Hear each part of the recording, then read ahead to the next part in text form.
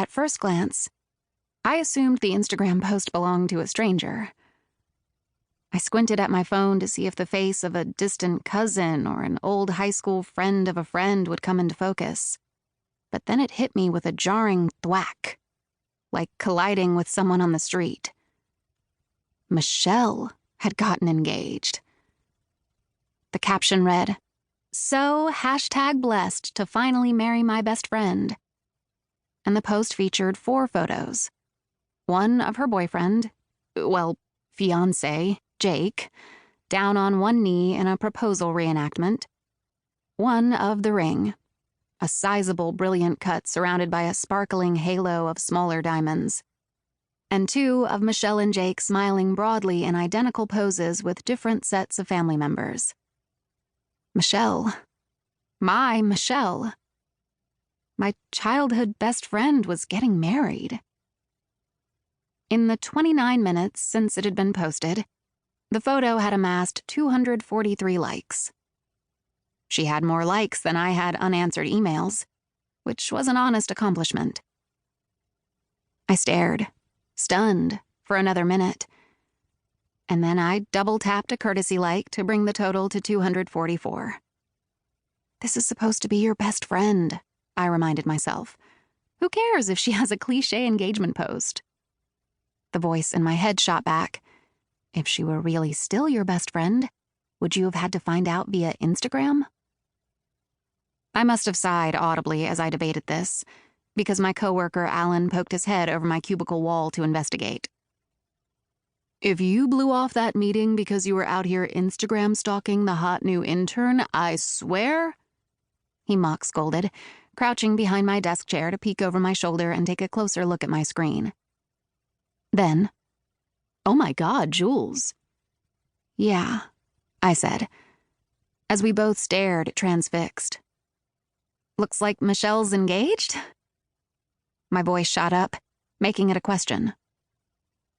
After nearly 3 years at Thomas Miller Publishing, my first job out of college, Alan remained my only close work friend.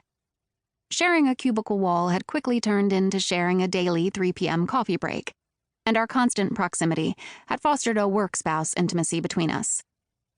Alan knew the entire story of my 17-year friendship with Michelle, and so although he had never met her or visited our tiny Alabama hometown, he had some idea of what the news meant to me. If I ever announce my engagement by saying, "So blessed to finally marry my best friend," just kill me, I added, because it felt like I should say something else. Not that I'm really the engagement photos type. Same goes for you. I would never. Alan put his hand to his heart in faux shock. You wouldn't, but only because Marcus would never let you. More evidence that he's my soulmate. Alan stood up to head back to his cubicle. Anyway, wow. Congratulate Michelle for me. I will if she ever bothers to call and tell me the news herself. Wait, Alan said. She hasn't actually told you yet? As I considered the question, I wondered if I really felt as bitter as I sounded. The last time Michelle had called me, a few weeks before, I had looked at her name, saved in my phone as Michelle, your BFF, and it struck me that the title seemed like more of a respectful nod to our shared history than a day-to-day fact. Somehow, though, it still stung that I wasn't the very first person she'd think to call with news of her engagement. Or maybe she cared more about gloating on social media than actually talking to the people closest to her. I waved a hand dismissively. I'm sure she'll call. Whatever, I don't care. If you really don't care, then why are you acting so huffy at her engagement post? He raised an eyebrow at me in a "caught ya" expression. I'm not huffy, I said, annoyed. And you're the only person I know who would use that word. I added, softening. How am I huffy? You were aggressively sighing. I heard you. I was aggressively sighing because I accidentally bought a soggy sandwich for lunch again. Stop going to that cheap deli. Alan rolled his eyes. Go to Pret. There, solved. And also because I'm still reading that shitty manuscript.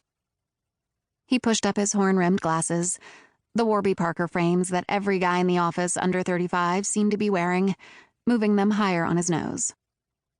Well, the last manuscript to come across my desk was about a post-apocalypse zombie hunter love triangle, so I don't even want to hear about it. Pass. What about me screams, dystopian teen romance editor? He snorted out a laugh. Actually, don't answer. Sounds hot? It's not. What do they think it is, 2008? Hunger Games has been over for a decade, he half shouted. Shh, I hissed. Anyway, back to the matter at hand. Yeah, I get it. The social media post is eye-roll worthy, not the marriage. Right? Exactly, I said. But I kept turning the word marriage over and over in my mind, trying to make it fit, trying to apply it to someone my own age.